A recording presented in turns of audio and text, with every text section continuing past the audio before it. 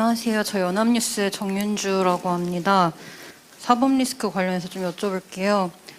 엊그제 이제 헌정사상 초유의 일로서 12시간가량 소환 조사를 받으셨는데 대표님 육성으로 좀 소회를 듣고 싶고요. 소환 조사를 받으신 소회를 듣고 싶고, 그리고 또 앞으로도 성남FC 말고도 대장동이나 선거법 관련해서도 조사가 이루어질 가능성도 있는데 이에 대해서는 좀 부담이 없으신지, 그리고 또 검찰 소환이 오면 그때 또 출석해서 응하실 생각이 있는지 여쭤보고 싶습니다.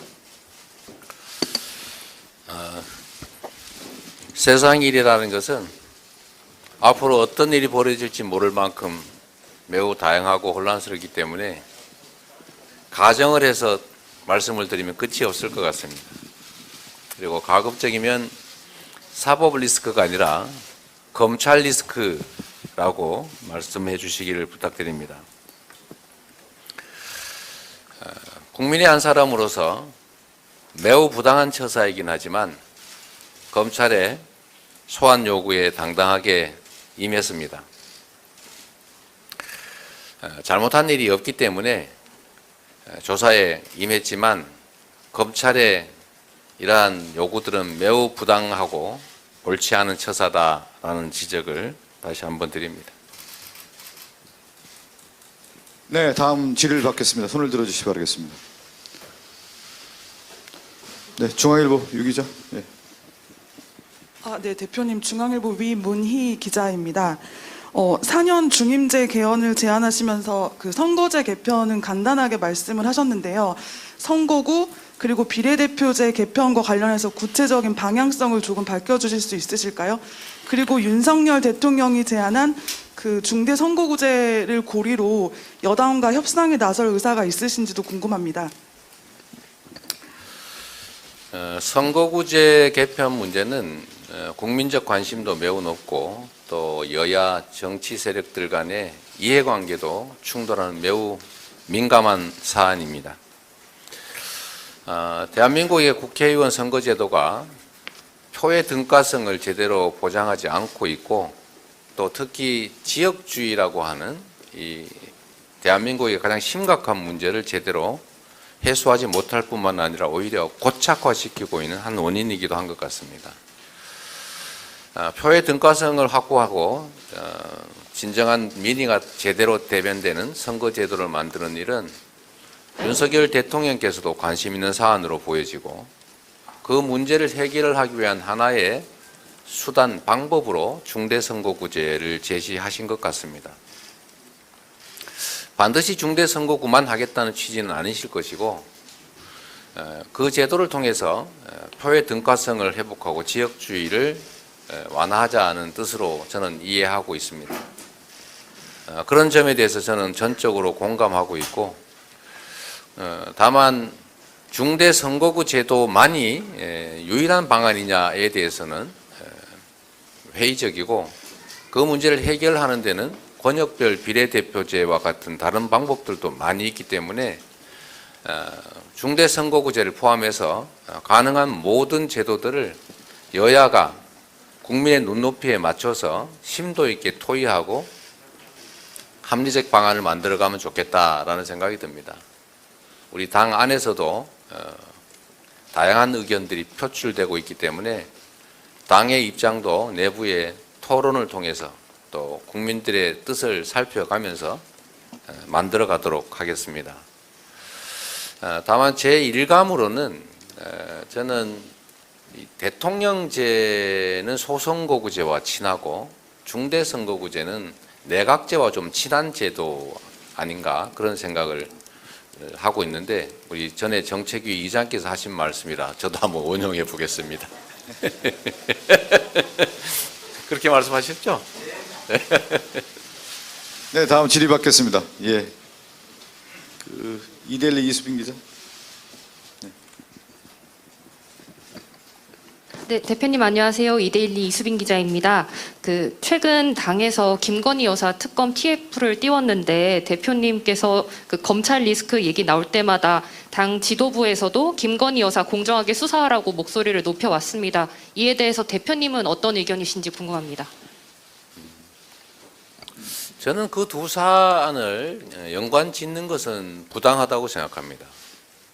왜냐하면 저에 관한 검찰의 이 정치적 공격, 이 정치적 공격은 없는 사실을 지어내서 이미 경찰이 무혐의했던 수년간 수사해도 아무런 근거를 찾지 못해서 무혐의 종결했던 사건을 억지로 만들고 있는 것이라고 저는 판단합니다. 그런데 김건희 여사에 관한 부분은 여러분께서도 아시는 것처럼 명백한 증거들이 너무나 많이 지금 드러나고 있지 않습니까?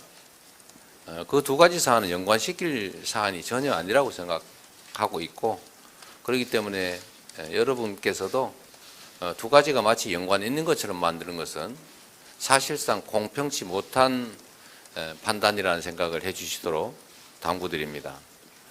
관계없는 걸 관계 지으면 제가 좀 억울하지 않겠습니까? 네, 다음 질의 받겠습니다. 네. 오늘 이쪽에는 손을 들고 이쪽에는 손을 안 들으셔서 이쪽에 권한을 한번 드리려고 했더니, 네, 여기 홍 기자, 네.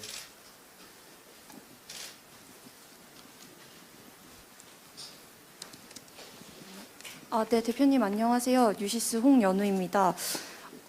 이제 내년이 총선인데 당대표로서 공천 룰 확정이나 공관위 구성 등에 대한 로드맵이 있으신지 좀 궁금합니다. 아직은 뭐 공천에 관한 이야기를 구체적으로 할 단계는 아닌 것 같습니다. 다만 제가 말씀드릴 수 있는 것은 우리 당 내에 이미 공천 시스템이 투명하게 갖춰져 있고, 또 필요하면 일부 제도를 보완할 수는 있겠지만 크게 벗어나지는 않을 것으로 생각이 됩니다. 유능하고 또 실적 있는 우리 당내 인사들이 시스템을 통해서 다시 일할 기회를 갖게 될 것이고, 결국 판단은 국민과 당원의 눈높이에 맞게 판단될 것입니다. 합리적 기준에 의해서 또 시스템에 의해서 결정될 것이라는 점을 한번 말씀드리고, 아직은 그 얘기를 하기는 한참 이르다, 그런 생각이 듭니다. 네, 다음 질의 받겠습니다. 네, 한국경제. 예. 네, 대표님 안녕하십니까. 한국경제 전범진 기자입니다. 오늘 이제 전세보증금 지원이나 기본 시리즈 등 다양한 약속들을 많이 담으셨는데, 사실 이제 이런 일종의 공약 같은 경우에는 재원 확보가 필요하고 이를 위해선 정부의 설득과 동의가 필요할 것 같은데, 그거에 대해서는 좀 어떤 보관이나 계획을 갖고 계신지가 궁금하고요. 그리고 하나만 더 여쭤볼 수 있다면은 이제 대표가 되신 지 이제 4개월 정도 지났는데, 그 사이에 지지율은 이제 취임 전에 비하면 소폭 하락했다는 결과들이 이제 조사 기관에 따라 다르지만 있습니다. 지방선거 때랑은 좀 차이가 아직 없는 수준인데, 내년 총선에서 반드시 승리하는 정당을 만들기 위해서 어떤 구상이 있으신지 궁금합니다. 두 번째 질문에 대해서 먼저 좀 말씀을 드리도록 하겠습니다. 지지율이라고 하는 것은 변동폭이 크지요. 또 지지율에 연연하면 아무래도 정책의 일관성을 유지하기가 좀 어렵습니다. 그리고 정치는 선거를 통해서 평가받는 것이고, 선거 이전에는 정치 세력으로서 우리 국민들이 위임한 일들을 얼마나 잘 해내느냐에 집중해야 된다고 생각합니다. 지금으로서는 야당의 가장 큰 역할이라고 할 수 있는 집권 여당의 폭주, 또 무도함, 또 반국민적 행태들을 견제하는 일, 야당의 제1의 역할이겠죠. 두 번째로 또 대안 세력으로서 또 국정의 한 부분을 맡는 정치 집단으로서 할 수 있는 최대한 일을 해내고, 또 성과로 우리 국민들의 기대에 충족해 나가도록, 충족시키도록 하는 일, 그게 또 중요한 일이라고 생각이 듭니다. 그 성과로 우리 내년에 우리는 총선에서 국민들의 판단을 받게 될 것입니다. 여러 가지 정책들을 저희가 말씀을 드리지만 기본적으로 또 국정은 정부 여당의 책임이고 권한이고 소관이어서 저희가 저희 뜻대로 할 수는 없습니다. 그러긴 하지만 또 국회 다수당으로서 일부 할 수 있는 역할들이 있기 때문에 저번에 우리가 예산 심의 과정에서 국민들의 민생 지원을 위한 예산들을 확보해 나가기 위해서 치열하게 노력해서 성과들을 냈던 것처럼 앞으로도 야당의 권한을 최대한 활용해서 또 정부 여당과 협치를 하고 또 필요한 경우에는 설득을 해서 저희가 목표하는 바를 조금이라도 이뤄내서 국민의 삶이 개선될 수 있도록 실적을 만들어 가 보겠습니다. 네, 다음 질의 받겠습니다. 네, 세계일보 김 기자. 네. 예, 안녕하세요. 세계일보 김현우입니다.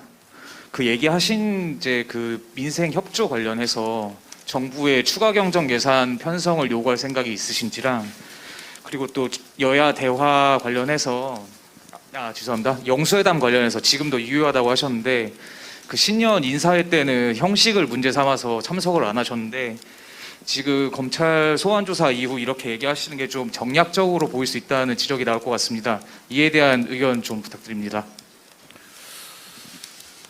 아까 저희가 민생회복 프로젝트 30조 원을 제안 드린다고 했는데 그 결국은 국회 예산 편성을 통해서 할 수밖에 없고 저희들은 정부와 그 협의를 또 여당과 그 협의를 해 나가겠다는 말씀을 드립니다.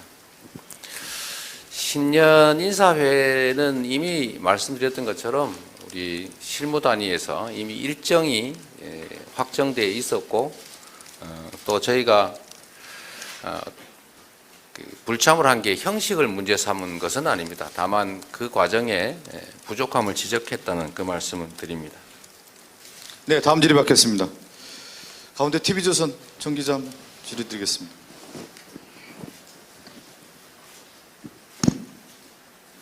안녕하십니까. TV조선 정민진 기자입니다. 유감 표명 관련된 질문인데요. 대표님의 최측근이라고 불리는 김용, 정진상 씨가 대장동 뇌물 비리 의혹으로 구속이 됐습니다. 구속은 검찰이 아닌 법원, 즉 사법부의 판단인데 측근들이 이런 불미스러운 일에 연루돼 구속까지 됐는데 그 최소한의 유감 표명도 하실 생각이 없으신지가 궁금합니다. 사법부의 판단은 검찰이 제시한 자료를 가지고 하는 것이겠죠. 저는 이 검찰이 아시는 것처럼 녹취록이라고 하는 분명한 근거를 놔두고 그에 상치되는 번복된 진술에 의존해서 어떤 의사결정을 하는 것에 대해서 매우 타당하지 않다 이렇게 생각하고 있습니다. 네, 다음 질의 받겠습니다. 네, KBS. 예. 대표님 안녕하세요. KBS 이지윤입니다. 그 대표님께서는 대선 때도 그렇고 지난해 지방선거 때도 국회의원의 불체포 특권과 면책 특권을 내려놓는데 100% 동의한다 이렇게 밝히신 바 있는데요. 최근 나오는 보도를 보면은 검찰이 대표님 조사받으신 성남FC 사건에 대해 구속영장 청구를 검토하고 있는데 혹시 불체포 특권과 관련해서 말씀하셨던 대로 내려놓으실 뜻이 있으신지 여쭙습니다. 역시 가정적 질문이어서 제가 답을 드리기는 적절치 않은 것 같습니다. 네, 다음 질의 또 이어가도록 하겠습니다. 근데 이 문제와 관련해서 제가 네네. 하나 말씀을 좀 추가로 좀 드리려고 했는데 우리 사회자께서 너무 빨리 넘어가셔가지고 네. 정당한 그리고 적법한 권한 행사에 대해서는 우리가 당연히 수용을 해야 되겠지요.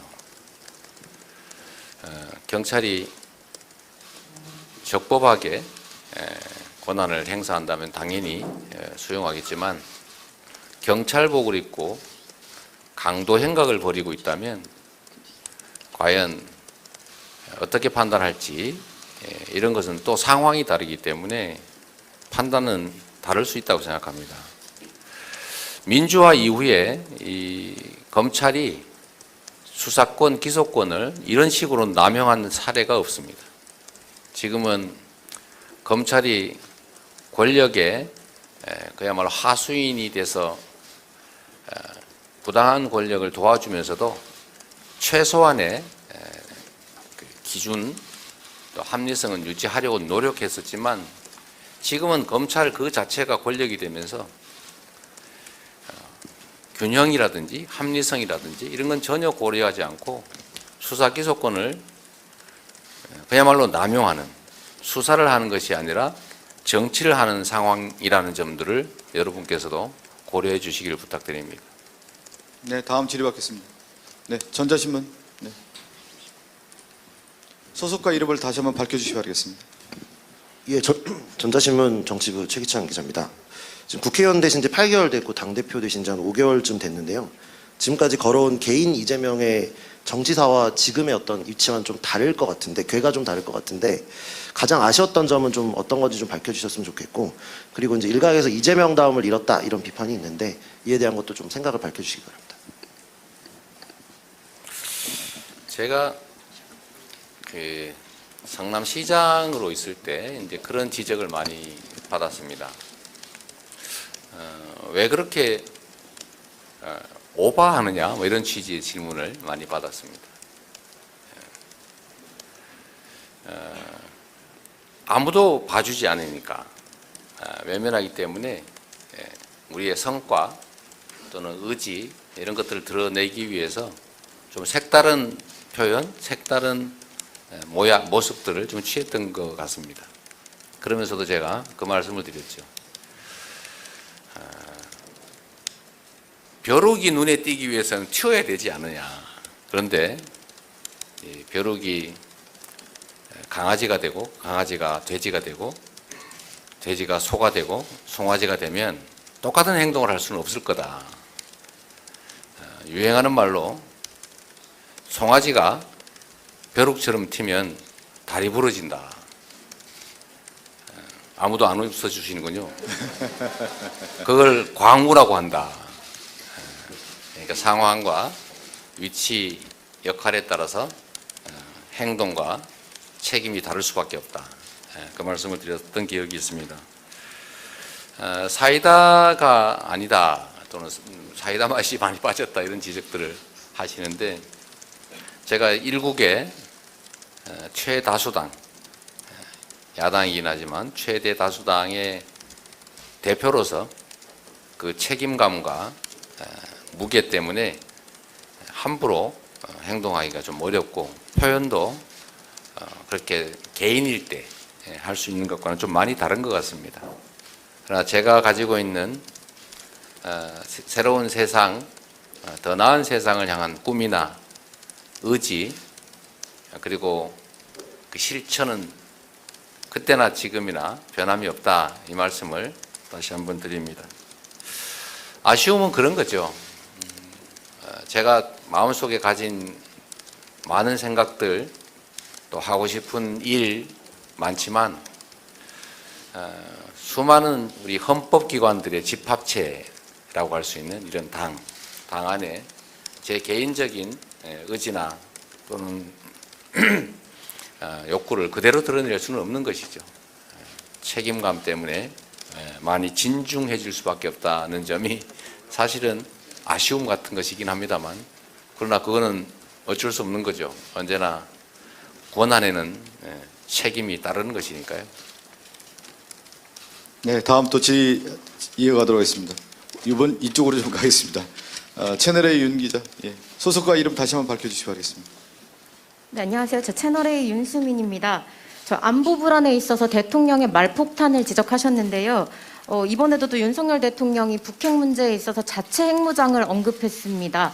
이에 대해 이제 대표님의 입장이 어떤지 좀 듣고 싶습니다. 뭐라고요? 뭘 했다고? 자체 핵무장입니다. 자체 핵무장. 아, 자체 핵무장이요? 윤석열 대통령. 자, 이런 점들이 많이 아쉽습니다. 저도 사실은 말하기로 하면 얼마든지 말할 수 있습니다. 그러나 책임감과 또 역할의 무게 때문에 함부로 말하기 어렵다 이 말씀을 드렸습니다. 여러분, 한반도 비핵화는 한미 간 또는 전 세계적인 합의 사항이고, 우리가 핵무장을 하기 위해서는 NPT를 탈퇴해야 됩니다. 그리고 미국과 과연 협의될 수 있겠느냐. 미국이 확장 억지 전략으로 한반도에 핵 지원을 실제로 하고 있는 상황인데, 독자적으로 핵 무장을 하는 것을 과연 미국과 협의해서 성공할 수 있겠습니까? 또 만약에 우리가 공식적으로 핵 무장을 한다고 말을 하게 되면 북한의 핵 무장을 포기하라고 어떻게 말을 합니까?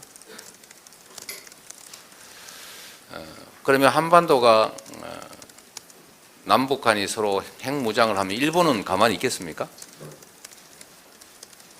첫째로는 그래서도 안 되고, 둘째는 실현 가능성도 전혀 없고, 세 번째 한반도의 긴장만 격화 고조시키는 일이어서 저는 적절치 못하다 이렇게 생각합니다. 지금 질의를 보니까 정치개혁 분야도 나오고요, 그 검찰 분야도 나오고 또 안보 분야 나오고 경제 분야 거의 다 나왔는데, 혹시 필요한 분 꼭 있다고 하면 한 분만 정도 더 받고 질의를 좀 마무리할까 싶습니다. 꼭 필요한 뭐 이쪽에 한번, 제가 이쪽 안 드렸으니까 그 마스크 검정 마스크 쓰신 분 한번 발언을 좀 드리겠습니다. 네, 안녕하세요. 저 SBS의 원종진이라고 합니다. 네. 지금 이제 계속 검찰권이 남용되고 있고 뭐 이런 문제들이 발생해서 대표를 겨냥한 수사가 계속 진행되고 있다고 말씀해 주시고 계신데, 또 어떻게 보면은 지금 현재의 그 체제가 이제 작년에 이제 민주당 주도로 이루어졌던 어떤 검수완박이랄까, 검찰 개혁에 그게 이루어진 다음 상황에서도 지금 검찰권 남용이나 이런 것들이 이루어지고 있는 상황이라고 인식을 하고 계신데, 지금 당 일각에서는 뭐 검사 신상공개법 같은 얘기도 나오지만 그런 부분들 말고 현재 지금 문제라고 인식하는 점을 개선하기 위해서 어떤 검찰제도나 사법제도에 대한 개혁이 추가적으로 필요하다고 보시는지, 만약에 그렇다면 어떤 생각을 갖고 계신지 궁금합니다. 사실 시스템을 아무리 잘 갖춰놔도 그 시스템을 운영하는 책임자의 의지에 따라서 그 시스템은 순식간에 무너집니다. 시스템이 조금 부실해도 그 시스템 운영자가 공정하게 합리적으로 잘 운영하면 시스템 문제가 아니라 결국 결론은 시스템과 관계없이 더 나은 결과를 만들어내겠죠. 결국 사람 문제라는 생각을 저는 합니다. 물론 시스템이 자의적 권한 행사를 막는 효과가 있기 때문에 당연히 시스템 정비도 필요하죠. 그러나 그게 전부는 아니다라는 게 저의 생각입니다. 검찰의 권한 남용 문제는 사실 뭐 우리 여기 계신 언론인들께서도 또 우리 국민들께서도 충분히 인지하고 계실 걸로 저는 생각합니다. 이미 드러난 사실만으로도 실제로 그렇죠. 압수수색 영장을 너무 남발한다. 무슨 보도를 했다고 기자를 구속하겠다고 영장을 청구한다든지 이런 사례들이 없지 않았습니까? 그리고 지나치게 균형 맞지 않는 검찰권 행사도 지금 심각한 문제입니다. 신상공개 말씀을 하셔서 제가 한 말씀을 드리겠습니다. 공직자들이 공식적으로 하는 업무는 다 국민으로부터 위임받은 권한을 대신 행사하는 겁니다. 그래서 이 대신 행사하는 권한을 실제로 누가 했는지를 국민이 당연히 알아야 합니다. 그래서 정책 실명제라는 것도 하고, 우리 행정공무원들은 이름표를 다 붙여갖고 다니기도 하고, 다 조직표 다 공개하고 있지 않습니까? 판사들도 어떻게 판결했는지를 판결문에 이름을 다 공개합니다.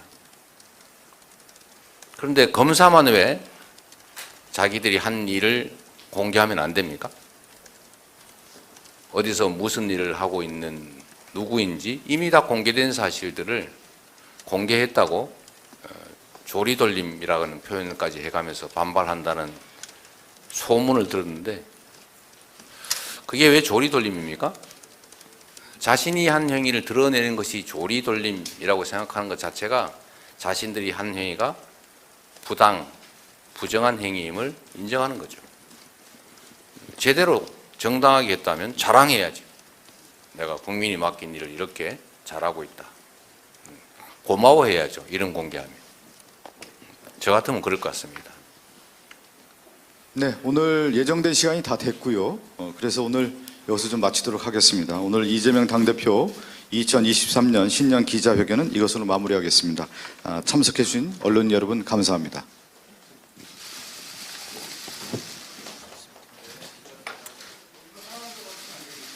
좋아요, 구독하기 한번 눌러주세요.